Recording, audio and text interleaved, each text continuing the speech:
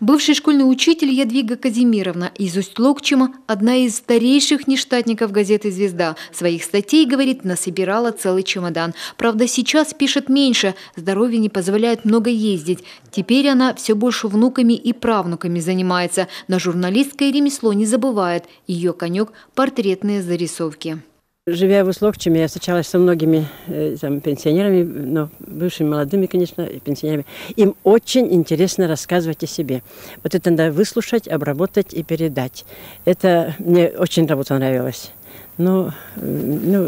Когда праздникам, когда ко дню рождения. А вот в статьях Станислава Николаевича из Карткироса главные герои на злобу дня – борщевик, мусор и природа. Экологическая тема близка не случайно.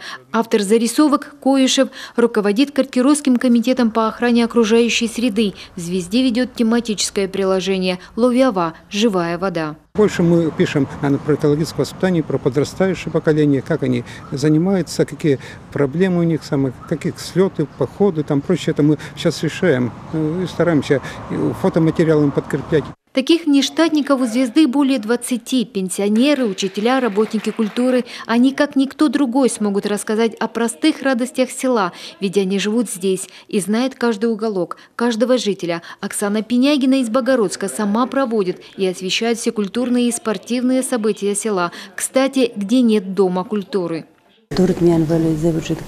Вчера у нас был большой праздник, День пророка Ильи. Все думала, чтобы провести. Провела конкурс зонтов. Очень много участников было. Об этом напишу в газету.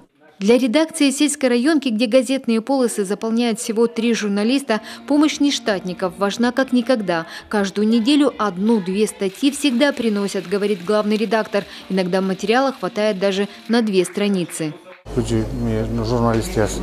Как мы, журналисты, говорим, бывших журналистов не бывает. Человек один раз попробовал, понравилось, еще раз написал. Может, его знакомые говорят, мол, читали твою статью, хорошо написал, вот и пишет дальше. Многие работали в газете, потом дальше продолжают писать, как внештатники. Есть люди, которые нам пишут уже 50 лет. Новые люди приходят. Есть нештатники, которые не только сами пишут, но и учат школьников азам журналиста, как, например, из Сторожевска Ольга Печеницына. Некоторые ее ученики сегодня уже сами профессионалы, и свою карьеру журналиста начинали именно в «Звезде». Но даже поменяв место работы, они не забывают про родную газету. Елена Кононова, Павел Фетисов, телеканал Юрган, Карткиросский район.